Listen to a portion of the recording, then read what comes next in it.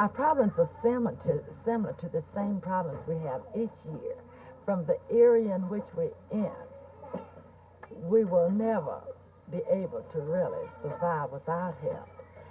So, our first problem is that the children in our era, oftentimes the mothers need to work or have to work, and we need to keep children just a little bit underage, and then we run into a problem because our license department says we cannot keep them below 2. You had a visit recently from the licensing supervisor. What did she say? Well, she says we could not keep any children less than 2 on the campus. We must not keep any above 6. And of course, it's during the summers is the time when we really train children. They are fed, loved, their hair is combed, they're supervised, and they get religious training here in the summer. They're off the street, children that otherwise would be left at home and would be probably picked up by the police department. And we have had children this summer that were brought into us by the police department and asked if we would keep them. I asked the child, where would you rather go?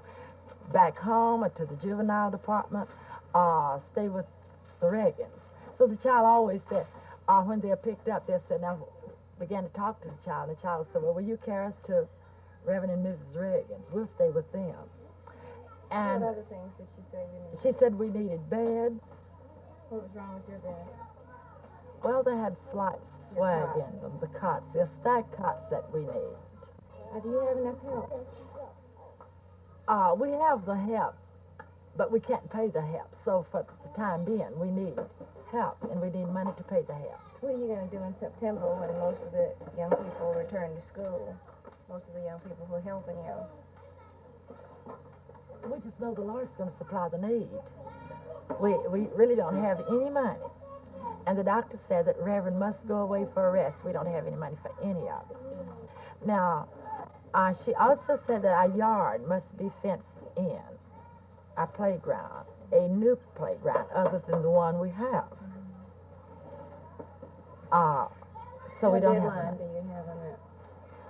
We had till the 15th of July to do it. The Reagans have experienced many hurdles throughout the years in their efforts to provide daycare for the impoverished tots in this West Dallas community. The Child Care Center was built with donated bricks, many of which the Reagans personally hauled to the site from a demolished building in the Trinity River bottom. Some bricks were even retrieved from the river. The center uses a sliding scale fee, but so many of their children cannot pay anything, yet no one is turned away. The Reagans don't wait for children to come to them. Many times they find children, literally in the street, and bring them into the fold. Makeshift tables, some of painted cardboard, dominate the large room. Much of the well-used equipment and toys have been donated, many having already lived one life in another daycare center. Sagging cots, some badly torn, need replacing.